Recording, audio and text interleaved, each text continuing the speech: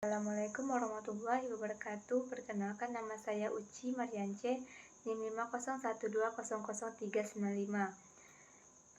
dari kelas 3B Ekonomi Syariah. Di sini saya akan menjelaskan tentang asuransi untuk tugas UAS, MK Lembaga Keuangan Bank dan Non-Bank. Nah, apa itu asuransi? Asuransi merupakan salah satu buah peradaban manusia dan merupakan suatu hasil evaluasi kebutuhan manusia yang sangat hakiki, ialah kebutuhan akan rasa aman dan terlindungi terhadap kemungkinan menderita kerugian. Pertanyaannya, secara umum risiko adalah kemungkinan terjadinya hal-hal yang tidak diinginkan yang menimbulkan kerugian. Risiko dalam industri perasuransian diartikan sebagai ketidakpastian dari kerugian finansial atau kemungkinan terjadinya kerugian. Nah, bagaimana jenis-jenis risiko beserta penjelasannya? Yang pertama, risiko murni.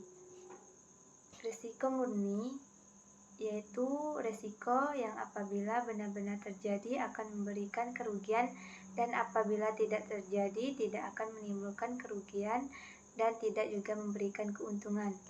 Yang kedua, risiko spekulatif. Nah, risiko spekulatif yaitu risiko yang berkaitan dengan terjadinya dua kemungkinan, yaitu kemungkinan untuk mendapatkan keuntungan dan kemungkinan untuk mendapatkan kerugian. Yang ketiga, risiko individu. Risiko individu, risiko yang kemungkinan dihadapi dalam kehidupan sehari-hari, yaitu risiko individu ini masih dipilih menjadi 3 jenis, yaitu risiko pribadi. Risiko pribadi yang mempengaruhi kemampuan seseorang untuk memperoleh manfaat ekonomi. Atau dengan kata lain, risiko ini berfungsi untuk menanggung dirinya sendiri atau orang yang ia asuransikan. Yang kedua, risiko harta. Risiko yang ditanggungkan atas harta yang dimilikinya rusak, hilang atau dicuri. Dengan kerusakan atau kehilangan tersebut, pemilik akan kehilangan kesempatan ekonomi yang diperoleh dari harta yang dimilikinya. Yang ketiga, risiko tanggung gugat, yaitu risiko yang mungkin kita alami atau derita sebagai tanggung jawab akibat kerugian atau lukanya pihak lain.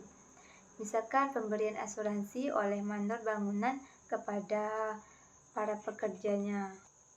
Nah, selanjutnya bagaimana cara menangani risiko yang dapat dilakukan? Yang pertama, dengan cara menghindari risiko.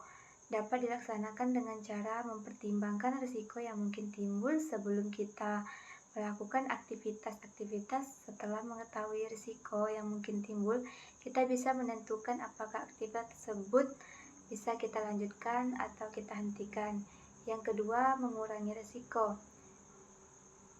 Hanya bersifat meminimalisir risiko yang mungkin terjadi. Yang ketiga, menahan risiko. Risiko tersebut dapat ditahan karena secara ekonomis biasanya melibatkan jumlah yang kecil. Bahkan kadang-kadang orang tidak sadar akan usaha menahan risiko ini. Dan yang keempat, membagi risiko. Tindakan melibatkan orang lain untuk sama-sama menghadapi risiko. Dan yang terakhir, mentransfer risiko.